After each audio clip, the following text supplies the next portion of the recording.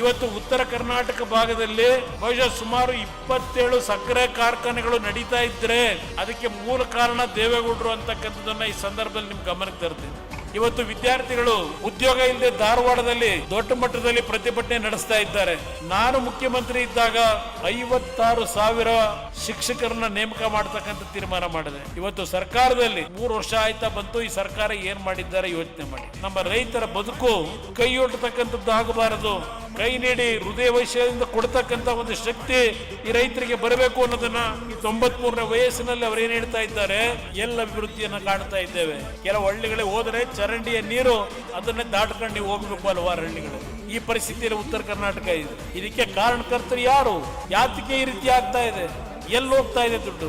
ದಯವಿಟ್ಟು ನಿಮ್ಮಲ್ಲಿ ನಾನು ಮನವಿ ಮಾಡ್ತೇನೆ, ಈ ರಾಜ್ಯ ಹಾಳಾಗ್ತಾ ಇದೆ.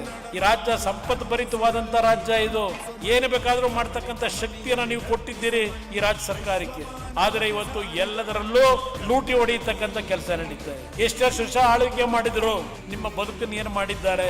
ಬೆಳಗಾವಿನಲ್ಲಿ ಒಂದು ವಿಧಾನಸೌಧವನ್ನ ಕಟ್ಟಬೇಕು ಅಂತಕ್ಕಂಥ ನಿರ್ಧಾರ ಮಾಡಿದೆ. ನನಗೆ ಇವತ್ತು ಬೇಕಾಗಿರ್ತಕ್ಕಂಥದ್ದು ಕಲ್ಲುಗಳ ಮೇಲೆ ನನ್ನ ಹೆಸರೆಲ್ಲ ಬೇಕಾಗಿರೋದು. ನನಗೆ ನಿಮ್ಮ ಹೃದಯದಲ್ಲಿ ನೀವು ಒಂದು ಬಾರಿ ಕುಮಾರಸ್ವಾಮಿ ಅಂತ ಕೆಲಸ ಮಾಡಿದ್ದಾರೆ ಅಂತಕ್ಕಂಥದ್ದು ನಿಮ್ಮ ಹೃದಯದಲ್ಲಿ ಬಂದ್ರೆ ಅದು ನನಗೆ ಇವತ್ತು ಒಂದು ಒಳ್ಳೆಯ ಒಂದು ಸಂತೋಷದ ದಿನಗಳು.